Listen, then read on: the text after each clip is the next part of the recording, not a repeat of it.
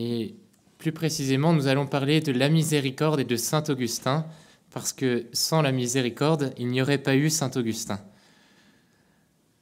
Mère Marie-Augusta avait eu cette grande conviction dans sa prière: nous sommes les premiers à avoir besoin de la miséricorde.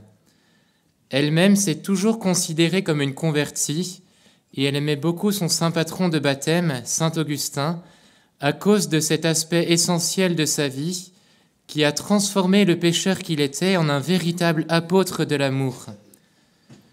En cette année de la miséricorde, nous voudrions mieux découvrir avec saint Augustin ce qu'est la miséricorde de Dieu et ouvrir nos cœurs pour laisser la miséricorde nous transformer et faire de nous des apôtres de la miséricorde. Alors notre première partie portera sur l'expérience de la miséricorde qu'a faite saint Augustin à travers ce que Benoît XVI appelait la triple conversion d'Augustin. Dans une deuxième partie, nous verrons que saint Augustin, fort de son expérience et de sa méditation de l'Écriture sainte, conçoit la miséricorde comme la réponse de Dieu à la misère du péché. Mais la miséricorde de Dieu ne peut pas être donnée sans une conversion profonde, et ce lien entre miséricorde et conversion, nous l'aborderons dans notre troisième partie. Alors notre première partie, la miséricorde de Dieu à l'œuvre dans la triple conversion d'Augustin. La miséricorde n'est pas qu'une idée pour saint Augustin. D'ailleurs, il n'a fait aucun traité sur la miséricorde, mais il en a fait l'expérience dans sa vie, et grâce à elle, il est devenu le géant de sainteté que l'on connaît et le docteur de l'amour. Nous pouvons discerner dans la vie de saint Augustin 3 conversions. La première est sa conversion radicale au Christ à Milan en 386, après des années d'égarement dans le péché, mais aussi de recherche incessante de la vérité. La deuxième est relative à son ordination sacerdotale imprévue et est le passage d'une vie de pure contemplation à une vie de pasteur au service des âmes. La troisième, enfin, est celle de toute sa vie, qui l'entraîne à demander pardon au Seigneur chaque jour en se confiant uniquement à la miséricorde de Dieu jusqu'à sa mort qu'il vivra dans un esprit de profonde pénitence. Alors la première conversion, la conversion au Christ et le baptême d'Augustin. Donc Augustin est né en 354 en Afrique du Nord. Sa mère Monique l'éduque chrétiennement, mais son père païen est bien plus préoccupé de la réussite sociale de son fils que de sa foi et de ses bonnes mœurs. Augustin suit des études de rhétorique avant de devenir professeur en la matière. Le jeune Augustin va peu à peu s'éloigner de Dieu et de son Église, et il devient esclave des passions de la chair. Il contracte une relation coupable avec une femme dont il va avoir un fils. À 19 ans, à la lecture d'un livre de Cicéron, un auteur païen, il s'éprend d'amour pour la sagesse.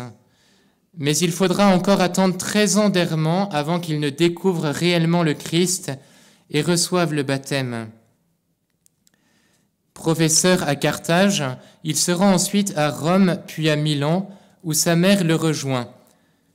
Sainte Monique, nous le savons grâce aux confessions, passe ses journées à l'église dans la prière et les larmes, en implorant la miséricorde de Dieu pour la conversion de son fils. Elle finira par être exaucée au-delà de ce qu'elle désire.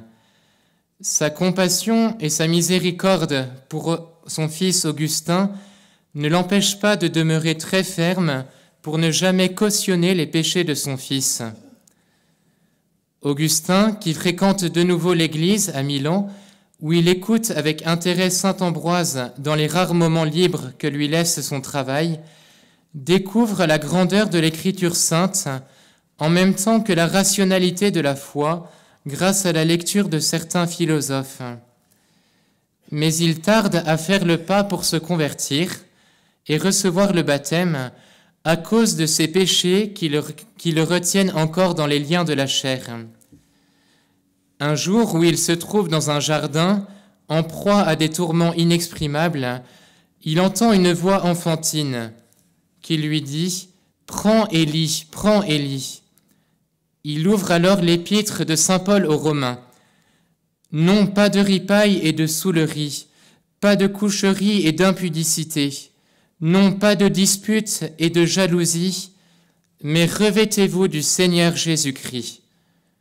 Et immédiatement à la lecture de ce passage de l'Épître aux Romains, saint Augustin se convertit et fait l'expérience de la miséricorde. Voici comment il le raconte. À l'instant même, en effet, avec les derniers mots de cette pensée, ce fut comme une lumière de sécurité déversée dans mon cœur, et toutes les ténèbres de l'hésitation se dissipèrent. Tu me convertis en effet si bien à toi que je ne recherchais plus ni épouse, ni rien de ce que l'on espère dans le siècle. La miséricorde de Dieu s'est révélée puissamment dans ce jardin de Milan, puisque non seulement elle a guéri saint Augustin de ses péchés par le baptême qu'il recevra en la nuit de Pâques en 387, mais elle suscite en lui le désir de se consacrer totalement à Dieu. La deuxième conversion d'Augustin est une conversion à la vie apostolique et à la passion pour le salut des âmes.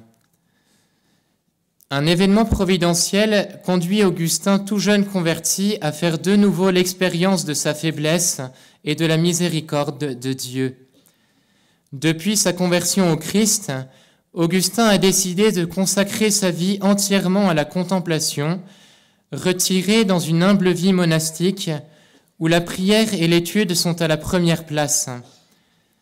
Mais son ordination sacerdotale imprévue, en 391, va bouleverser tous ses plans, et notamment le projet de fonder un monastère à Hippone, où l'étude de l'Écriture sainte devait être l'activité principale. Alors qu'il se rend justement dans cette ville d'Hippone pour convaincre un ami de le rejoindre dans la vie monastique, Augustin, après le sermon de l'évêque Valère qui demande un prêtre pour l'aider dans la prédication, est empoigné violemment, certainement à cause de mes péchés, se dit-il, et ordonné prêtre sur le champ.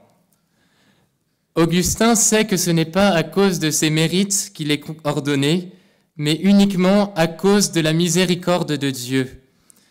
Il obéit avec cœur à Dieu qu'il a choisi de servir toute sa vie. Alors qu'il commence plein de certitude son ministère sacerdotal et un grand idéal de perfection, il va expérimenter assez rapidement sa faiblesse dans la direction spirituelle des âmes, comme il l'écrit à son évêque quelques mois après son ordination. Je m'étais mal rendu compte de ce que je pouvais avoir de force et d'habileté pour éviter ou soutenir ces orages, et je me croyais capable de marcher et de lutter. Le Seigneur s'est ri de moi et m'a montré dans l'action le peu que je vaux. Si Dieu m'a appelé plutôt par miséricorde que pour ma condamnation, ce que j'espère avec confiance, aujourd'hui que je connais ma faiblesse, je dois rechercher tous les remèdes qui sont dans ces Écritures. Je dois prier et lire afin que mon âme devienne propre à d'aussi périlleuses affaires. Augustin, d'abord comme prêtre, puis ensuite comme évêque, comprend la nécessité de recourir à la miséricorde du Seigneur dans sa charge des âmes. Il ne doit plus s'appartenir et vivre désormais pour les autres. La connaissance théologique qu'il avait n'est pas suffisante pour une telle mission, et il en prend conscience. Il lui faut acquérir l'intelligence spirituelle des âmes et accepter humblement d'être mangé. Il nous dit « Sans cesse prêcher, discuter, reprendre, édifier, être à la disposition de tous, c'est une lourde charge, un grand poids, une immense fatigue. » Mais saint Augustin s'y donne de tout cœur. Benoît XVI disait « Comprendre que l'on arrive aux autres avec simplicité et humilité, telle fut sa véritable deuxième conversion. » J'en arrive à ce qu'on appelle la troisième conversion d'Augustin, qui est, on peut dire, une conversion perpétuelle jusqu'à sa mort. Donc la troisième conversion d'Augustin est celle qui le mène chaque jour de sa vie à demander pardon à Dieu. Il pensait, une fois baptisé, pouvoir parvenir à la vie parfaite proposée par le Sermon sur la montagne. Mais il a progressivement compris que la perfection de la vie chrétienne n'est pas possible en ce monde, comme il le dira dans ses Retractationes. J'ai compris qu'une seule personne est véritablement parfaite et que les paroles du Sermon sur la montagne ne se sont totalement réalisées que dans une seule personne, Jésus-Christ lui-même. En revanche, toute l'Église, nous tous, y compris les apôtres, doit prier chaque jour « Pardonne-nous nos offenses, comme nous pardonnons aussi à ceux qui nous ont offensés. » Saint Augustin mène sa vie d'évêque dans une attitude profondément humble de serviteur de Dieu, alors que beaucoup d'évêques en Afrique à l'époque vivaient dans les honneurs. Lui-même a voulu vivre très, très pauvrement et il était par exemple revêtu simplement d'une tunique noire, on l'a toute simple. Il se connaît faible et pécheur et sait qu'il a sans cesse besoin de la miséricorde de Dieu. Il est très exigeant avec lui-même, ce qui le rend miséricordieux envers tous. Il se sent même responsable des péchés des fidèles de son diocèse. Et il dit qu'au jour du jugement, eh bien, il devra rendre compte des péchés de ses fidèles. 4 ans avant de mourir, il décide de se retirer et désigne un successeur sur le siège épiscopal d'Hippone afin de pouvoir vaquer à la prière et à l'étude de l'Écriture sainte. Ce fut aussi l'occasion de relire toutes ses œuvres et de corriger avec une grande humilité ce qui lui semblait erroné. Quand il doit s'allonger quelques semaines avant sa mort, il demande à rester seul. Il répétera dans les larmes et une prière intense les psaumes de pénitence qu'il avait fait accrocher sur les murs de sa chambre. C'est donc encore en implorant la miséricorde de Dieu, dans un esprit de profonde pénitence, qu'il va rendre l'âme le 28 août 430. J'en arrive maintenant à la deuxième partie, donc la miséricorde de Dieu comme réponse à la misère du péché. Donc fort de son expérience, saint Augustin a puisé dans l'Écriture sainte, mais aussi dans sa vie de pasteur, eh bien, son enseignement sur la miséricorde que nous allons maintenant approfondir.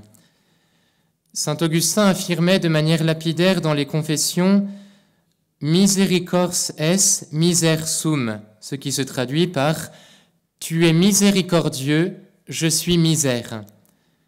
La miséricorde de Dieu, c'est donc la réponse de Dieu face au péché de l'homme, qui est sa plus grande misère. Dans un premier temps, nous traiterons de la manière dont Dieu est miséricorde. Ensuite, nous approfondirons la miséricorde comme don gratuit de Dieu, comme grâce. Enfin, nous verrons que miséricorde et justice en Dieu ne sont pas contradictoires et que Dieu est parfaitement juste en exerçant sa miséricorde envers nous. Donc le premier point, Dieu est miséricorde. Alors qu'est-ce que la miséricorde ? Dans un petit livre qui s'appelle « Sur les mœurs de l'Église catholique », saint Augustin la définit ainsi. La miséricorde est une compassion de notre cœur pour la misère d'autrui qui nous pousse à le secourir si nous le pouvons. Mais la miséricorde peut-elle alors être attribuée à Dieu ?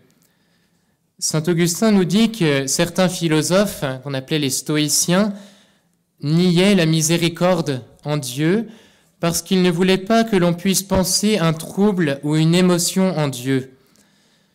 Saint Augustin va dire que Dieu est miséricordieux pour nous. Il dit « Cela, c'est-à-dire l'être, il l'est en lui-même. Ceci, miséricorde, il l'est pour nous. » Ce que veut dire saint Augustin, c'est que pour qu'il y ait miséricorde, il faut qu'il y ait une misère. Et donc en Dieu, Dieu ne peut pas être miséricordieux vis-à-vis de lui-même. On peut dire que Dieu est amour, parce que le Père aime le Fils aime le Saint-Esprit aime le Père et le Fils. Voilà. Mais on ne peut pas dire que Dieu est miséricorde dans le sens où le Père serait miséricordieux envers le Fils. Voilà, ce que veut dire saint Augustin, c'est que Dieu est miséricorde, ça signifie que Dieu, justement, est miséricordieux envers nous. C'est qu'il est venu pour nous donner il veut nous donner sa miséricorde. La miséricorde divine, c'est donc la manière dont le cœur de Dieu vient au secours de notre misère. Et quelle est la plus grande misère de l'homme si ce n'est le péché? Saint Augustin nous dit: ce qui est vraiment un effet de sa miséricorde, c'est de nous purifier de nos péchés et de nous libérer pour toujours de notre misère. La miséricorde a donc pour effet principal la purification de nos péchés. Seul Dieu Tout-Puissant peut pardonner nos péchés et nous libérer de notre misère. La miséricorde est donc le motif principal de l'incarnation et de l'incarnation rédemptrice. Voilà, parce que Jésus est venu sur la terre pour nous sauver, pour nous racheter du péché. Donc c'est en envoyant son Fils que Dieu a manifesté de la manière la plus grande sa miséricorde, comme l'exprime avec enthousiasme saint Augustin dans un sermon pour le Carême. Quelle miséricorde plus grande que celle qui a fait descendre du ciel le Créateur du ciel, qui a revêtu d'un corps terrestre celui qui a formé la terre, qui a rendu notre égal celui qui dans l'éternité est l'égal du Père, qui a imposé la forme de serviteur au Maître du monde, afin que le pain lui-même ait faim, que la plénitude ait soif, que la puissance soit affaiblie, que la santé soit blessée et que la vie soit mortelle. Quelle plus grande miséricorde que celle que nous présente le Créateur être créé, le Maître se faire esclave, le Rédempteur être vendu, celui qui exalte être humilié, celui qui ressuscite être tué. Mais l'incarnation, comme nous l'avons dit, ne trouve son accomplissement que dans la rédemption. C'est par sa mort sur la croix que Jésus révèle de façon éminente la miséricorde de Dieu et nous l'accorde. Car Jésus sur la croix, en versant son sang, nous purifie de nos péchés. Ce qui fait dire à saint Augustin: pour être guéris du péché, regardons vers le Christ crucifié. Dieu a exercé sa miséricorde en envoyant son Fils accomplir notre rédemption. Dans la contemplation de la passion de Jésus, nous puisons la miséricorde à sa source, le cœur de Jésus transpercé, et ce cœur à la fois divin et humain qui nous a aimés jusqu'à l'extrême pour nous sauver. Donc le deuxième point, la miséricorde, un don gratuit de Dieu. Donc dire que la miséricorde de Dieu est une grâce peut nous sembler une évidence. Pourtant, nous pouvons souvent le constater, il est facile de se comporter comme si elle nous était due. Saint Augustin nous dit dans ses Confessions: « Tu accorderas miséricorde à qui tu voudras faire miséricorde. » Saint Augustin a été déclaré docteur de la grâce. La miséricorde par laquelle nous sommes sauvés est une grâce, et on peut dire que c'est la plus grande grâce qui puisse nous être faite. Saint Augustin nous dit encore: « En cette vie, ce n'est pas notre vertu qui opère la purification des péchés, mais la miséricorde de Dieu, non pas notre puissance, mais l'indulgence de Dieu. Si faible soit-elle en effet, cette vertu que nous disons nôtre est un don de Dieu. Nous serions fortement poussés à nous enorgueillir dans notre chair si jusqu'au moment de la déposer, nous ne vivions pas sous le pardon. » Pour bien comprendre ce que veut nous dire ici le Saint-Évêque, nous devons avoir en tête ce qu'il a développé sur la grâce et le péché originel. À cause du péché de nos premiers parents, notre volonté est inclinée naturellement vers le péché, et sans l'assistance de la grâce, il serait impossible de ne pas pécher.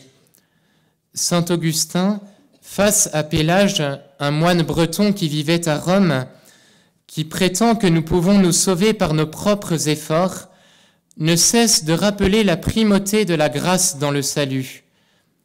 En commentant le psaume 6, saint Augustin affirme « Sauve-moi, dit-il, à cause de ta miséricorde ». Le psalmiste sent qu'il n'est pas guéri par ses propres mérites, puisqu'un pécheur ne devait s'attendre en justice qu'à la condamnation. Nous ne sommes donc pas pardonnés par nos mérites, par nos vertus, mais uniquement par la miséricorde de Dieu qui nous sauve gratuitement, car en justice nos péchés nous condamnent. Et c'est Jésus sur la croix qui a porté lui-même nos péchés et qui les a crucifiés. Dans son traité sur la nature et la grâce, adressé contre l'hérésie pélagienne, saint Augustin affirme « Ainsi donc, par le fait de leur origine, tous les hommes sont soumis au châtiment, et lors même que tous subiraient en réalité le supplice de la damnation, ce ne serait que rigoureuse justice. » C'est vrai que ces paroles peuvent paraître assez dures, mais c'est la réalité. Sans la miséricorde de Dieu, sans le pardon accordé par Jésus, eh bien nous serions condamnés. Saint Augustin poursuit. Voilà pourquoi ceux qui sont délivrés par la grâce ne sont pas appelés des vases de leur propre mérite, mais des vases de miséricorde. Et de qui cette miséricorde, si ce n'est de celui qui a envoyé Jésus-Christ en ce monde pour sauver les pécheurs, c'est-à-dire ceux qu'il a connus par sa préscience, qu'il a prédestinés, qu'il a appelés, qu'il a justifiés et qu'il a glorifiés. N'est-ce donc pas le comble de la folie que de ne point rendre d'ineffables actions de grâce à la miséricorde de celui qui délivre ceux qu'il a voulu, quand on sait que la justice autorisait parfaitement le Seigneur à réprouver tous les hommes sans aucune distinction? Oui, comment ne pas être dans l'action de grâce devant la miséricorde infinie de Dieu qui vient nous justifier, c'est-à-dire nous donner le salut en nous rendant justes, alors que la stricte justice nous condamnait. Nous pouvons cependant être décontenancés devant une telle réalité. La miséricorde pour le pécheur est un scandale pour celui qui se croit juste. Pourtant, Dieu est parfaitement juste en étant miséricordieux. Et donc nous en arrivons au troisième point sur miséricorde et justice. Aujourd'hui, certains, en invoquant la miséricorde de Dieu, rejettent l'idée d'un Dieu juste, et surtout celle du jugement final, où certains seront sauvés et d'autres condamnés. Saint Augustin, qui était affronté aux mêmes hérésies, affirme que justice et miséricorde ne peuvent pas être séparés en Dieu et ne sont pas contradictoires. Gardez-vous de croire que ces deux attributs puissent être séparés en Dieu. Il semble en effet qu'ils soient contradictoires et que la miséricorde ne devrait point se réserver le jugement comme le jugement devrait se faire sans la miséricorde. Mais Dieu est tout-puissant et dans sa miséricorde, il exerce la justice, comme dans le jugement, il n'oublie point la miséricorde. C'est parce que Dieu est tout-puissant que sa justice est imprégnée de miséricorde et que sa miséricorde est capable de nous rendre justes. Saint Augustin, dans la Cité de Dieu, se bat contre ceux qu'on appelait les miséricordieux. Ceux qui se nommaient ainsi prétendaient que dans la mesure où Dieu est miséricordieux, il est impossible que les âmes restent pour toujours en enfer et qu'après le temps de la justice viendra le temps de la miséricorde. A contrario, saint Augustin rappelle la vérité de la damnation éternelle qui se trouve dans l'Évangile. Il dit « Cette justice de Dieu, qui est un don de la grâce et non l'effet de nos mérites, n'est pas connue de ceux qui, voulant établir leur propre justice, ne sont point soumis à la justice de Dieu qui est Jésus-Christ. Celui qui se donne donc est celui qui a voulu établir sa propre justice contre la justice de Dieu. Pour mieux comprendre ce que sont justice et miséricorde, penchons-nous sur une homélie admirable sur le passage de la femme adultère dans Saint Jean, où Jésus se montre juste et miséricordieux. Saint Augustin, en commentant ce passage, nous dit « Ils ne restèrent plus que deux, la misérable et la miséricorde. » Jésus, qui avait repoussé ses ennemis par la voie de la justice, levant sur elle les yeux de la bonté, l'interrogea. « Personne ne t'a condamné ?» Elle répondit. « Personne, Seigneur. » Il lui dit.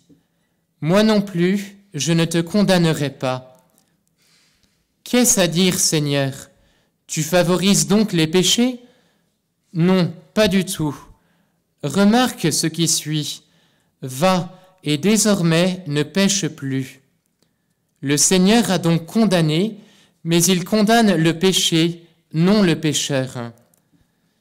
Il n'y a donc pas de contradiction entre la miséricorde et la justice, car Jésus est juste en condamnant le péché et miséricordieux en pardonnant la pécheresse et en ne la condamnant pas. La miséricorde ne se moque pas de la justice. Jésus demande à la femme adultère de ne plus pécher, c'est-à-dire de devenir juste.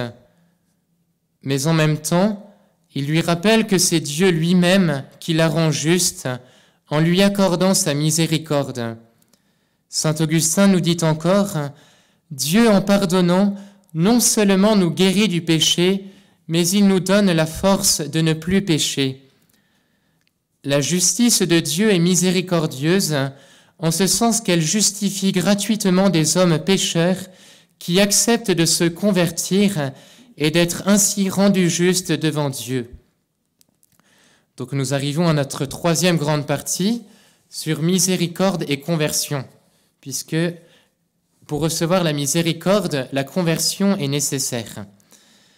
Dans un de ses sermons, saint Augustin dit « Dieu qui nous a créés sans nous ne nous sauvera pas sans nous. » Si saint Augustin a une conscience très forte que le salut est donné gratuitement par Dieu et non en raison de nos mérites, cela ne signifie pas que l'homme ne doive pas collaborer avec la grâce divine en toute liberté pour le salut de son âme et de celle de ses frères. Dans un premier temps, nous verrons la nécessité de l'humilité du cœur pour la conversion et pour la confession des péchés. Ensuite, nous évoquerons avec saint Augustin la réalité du combat spirituel dans laquelle nous sommes tous engagés et qui est nécessaire pour recevoir la miséricorde de Dieu. Enfin, nous verrons que notre propre conversion suppose l'exercice de la miséricorde envers nos frères, une miséricorde inspirée par la charité. Donc le premier point, l'humilité pour confesser ses péchés. En commentant la première lettre de saint Jean, saint Augustin nous dit « Si tu confesses que tu es pécheur, la vérité est en toi, car la vérité même est lumière.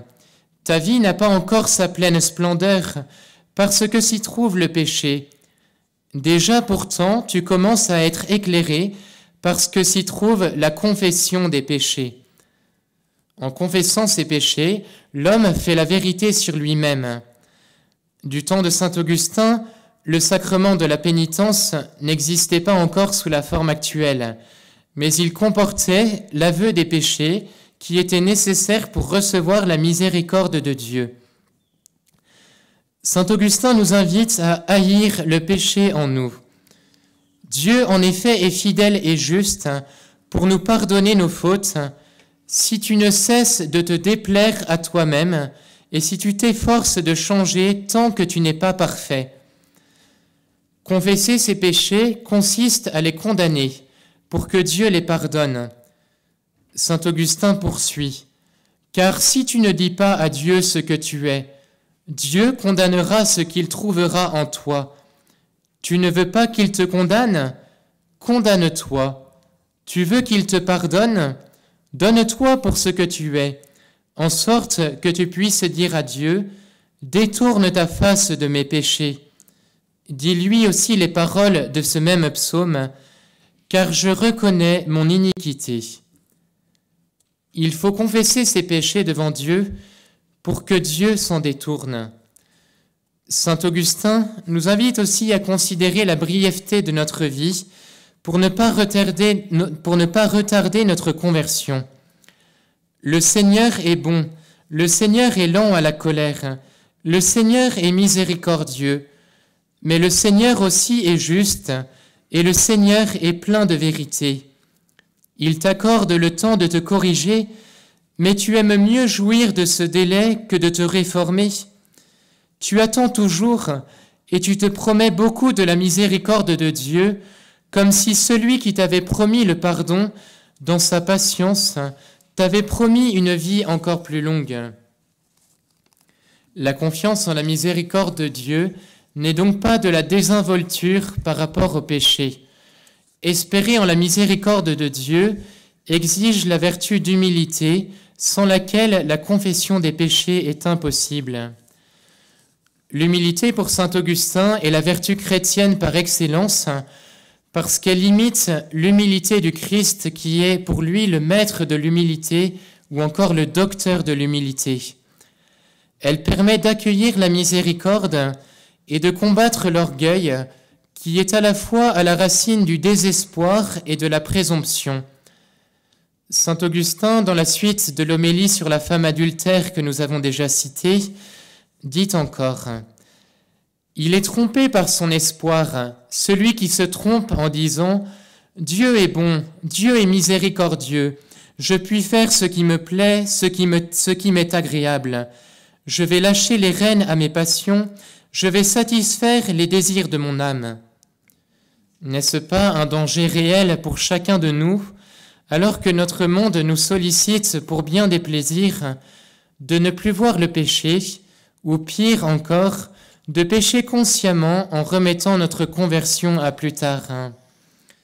Saint Augustin nous avertit aussi sur un autre danger, le désespoir, ou ce que nous appelons plus couramment le découragement. Il se trouve en danger par désespoir ceux qui, après être tombés dans des péchés graves, s'imaginent qu'ils ne peuvent plus être pardonnés s'ils se repentent, se considèrent comme destinés sûrement à la damnation. Devant la gravité de nos péchés, ne sommes-nous pas aussi parfois poussés à nous décourager et à douter de la miséricorde de Dieu? Demandons à saint Augustin de nous obtenir la vraie humilité, qui nous fait demander à Dieu pardon dans la prière et qui nous fait demander sa grâce et sa miséricorde chaque jour. Lui-même, chaque jour, avec humilité, a demandé à Dieu sa grâce pour combattre ses mauvais penchants. Reconnaître humblement sa misère est le premier pas de la conversion pour accueillir la miséricorde divine. Mais cela ne dispense pas du combat contre le péché que nous appelons le combat spirituel. Donc nous en arrivons au deuxième point sur miséricorde et combat spirituel. Saint Augustin, tout en insistant sur la gratuité de la miséricorde, ne nie pas le combat que doit mener le chrétien, toujours appuyé sur Dieu. Dans son commentaire sur la lettre de Saint Jean, il écrit « Pour le moment, nous luttons encore. Si nous luttons, nous sommes dans le stade. Nous donnons des coups et nous en recevons. Mais qui vaincra? Nous sommes dans l'expectative. Or, celui-là est vainqueur qui, lors même qu'il frappe, ne compte pas sur ses propres forces, mais sur Dieu qui l'exhorte au combat. Le diable combat seul contre nous. Nous, si nous sommes avec Dieu, nous vaincons le diable. Car toi aussi, si tu combats seul contre le diable, tu seras vaincu. C'est Dieu qui donne la victoire dans le combat spirituel. En ce carême où nous contemplons Jésus au désert qui combat l'ennemi, nous contemplons Jésus qui a déjà remporté la victoire sur Satan, mais qui nous invite qui nous invite à combattre avec lui pour être vainqueurs. La palme de la victoire n'est offerte qu'à ceux qui combattent. Dans les Saintes Écritures, nous trouvons à chaque pas la promesse de la couronne si nous sortons victorieux de la lutte. Tels sont les premiers mots de saint Augustin dans un livre intitulé « Sur le combat chrétien ». Nous ne pouvons pas remporter la victoire avec Jésus sans lutter. Le carême est un temps privilégié pour nous entraîner au combat. L'épreuve de la tentation est nécessaire pour que nous soyons trouvés victorieux, comme nous l'entendons chaque année le premier dimanche de carême. Aucun d'entre nous ne peut ni se connaître sans être éprouvé, ni recevoir la couronne sans avoir remporté la victoire, ni vaincre sans le combat, ni combattre sans avoir à supporter un ennemi ou des tentations. Tu remarques que le Christ a été tenté. Ne vois-tu pas qu'il est sorti victorieux du combat ? Par conséquent, si tu es avec lui soumis à l'épreuve, souviens-toi aussi qu'avec lui tu en triompheras. Oui, Jésus a obtenu la victoire pour nous, il a obtenu la miséricorde, mais nous devons combattre avec lui les tentations pour obtenir le prix de sa victoire, la miséricorde. J'en arrive au troisième point, donc sur miséricorde et charité fraternelle pour le salut de notre âme et celui de nos frères. Nul ne peut obtenir la miséricorde de Dieu sans exercer la charité fraternelle qui s'exerce dans la miséricorde envers nos frères. Pour saint Augustin, tout chrétien est appelé à exercer la charité sur le modèle de la charité du Christ, jusqu'à donner sa vie par amour pour ses frères. C'est dans la mesure où nous exercerons cette charité fraternelle qu'il nous sera fait miséricorde, car comme le dit saint Jean, la charité couvre une multitude de péchés. Dieu ne peut pas pardonner nos péchés avec justice si nous ne sommes pas miséricordieux avec les autres, comme le dit le docteur de l'amour en commentant un psaume. Bienheureux les miséricordieux, est-il dit encore, parce qu'ils obtiendront miséricorde. Donc, en les jugeant, Dieu usera de miséricorde, mais non sans discernement, car s'il n'use pas de miséricorde envers tous, mais seulement envers celui qui aura été miséricordieux, sa miséricorde sera juste, puisqu'il n'y aura point de confusion. C'est évidemment par un effet de sa miséricorde qu'il nous remet nos péchés. C'est par sa miséricorde qu'il nous accorde la vie éternelle. Mais voyez en même temps l'équité. Pardonnez et l'on vous pardonnera.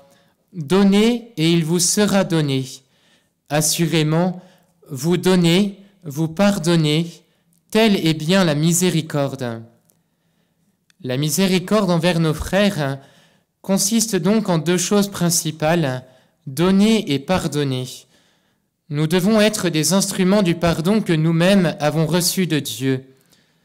Saint Augustin fait remarquer que les mots aumône et miséricorde en grec sont un seul mot, eleemosuna. L'aumône n'est pas seulement matérielle, car la miséricorde s'incarne dans des œuvres aussi bien matérielles que spirituelles. En exerçant la miséricorde, saint Augustin nous invite à nous rappeler que nous-mêmes, nous sommes des mendiants de Dieu. Il nous met aussi en garde contre une fausse conception de la miséricorde envers autrui. Ne va pas dans l'homme aimer l'erreur, mais l'homme. L'homme, c'est l'œuvre de Dieu, l'erreur, l'œuvre de l'homme. La miséricorde, inspirée par la vraie charité, dans sa dimension spirituelle, consiste donc à pardonner, mais aussi à éduquer et à reprendre le pécheur si besoin, car aimer, c'est vouloir le salut de ses frères, leur vie éternelle.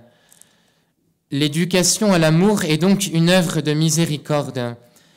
Saint Augustin dans une page célèbre de son commentaire de la première lettre de Saint Jean, nous invite à la véritable charité. Bien des choses ont l'apparence du bien qui ne procèdent pas à la racine de la charité. À toi t'est donc donné ce court précepte. Aime et fais ce que tu veux. Si tu te tais, tais-toi par amour. Si tu parles, parle par amour. Si tu reprends, reprends par amour. Si tu pardonnes, pardonne par amour. Et au fond de ton cœur, la racine de la charité, de cette racine, il ne peut rien sortir que de bon. Pour saint Augustin, ce n'est pas la quantité d'œuvres de miséricorde que nous aurons faites qui contribuera au pardon de nos péchés, mais la charité qui les aura inspirés en nos cœurs. La charité non seulement contribue au pardon des péchés, mais elle les prévient. Celui qui demeure dans la charité ne peut pécher gravement. Mais le péché contre la charité, nous dit saint Augustin, est la source de tous les autres péchés. Mère Marie Augusta disait « Une seule chose est nécessaire pour l'éternité, aimer ». Notre éternité dépendra donc de l'amour de charité que nous aurons pratiqué et qui nous fait aimer les autres comme Dieu lui-même nous a aimés. Donc j'en arrive à la conclusion.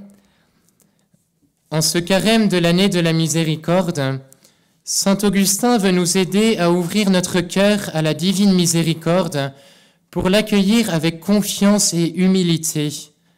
Demandons par son intercession la grâce d'une vraie conversion, d'une conversion à l'amour. Il n'y a aucun péché que Dieu ne puisse pardonner si nous demandons pardon à Dieu du fond de notre cœur.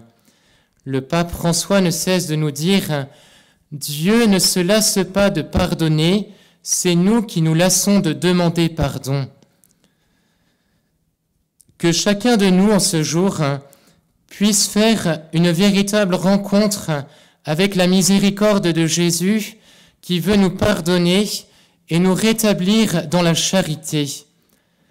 Alors nous pourrons à la suite de saint Augustin devenir des apôtres de la miséricorde. Conscients d'être des pécheurs pardonnés, nous pourrons louer Dieu pour sa miséricorde avec ses propres mots. Tu es grand Seigneur et louable hautement, grande est ta puissance, à ta sagesse il n'est pas de mesure. Et l'homme, petite parcelle de ta création, veut te louer. L'homme qui porte avec lui le poids de sa mortalité, qui porte le poids de son péché et le témoignage que tu résistes aux orgueilleux.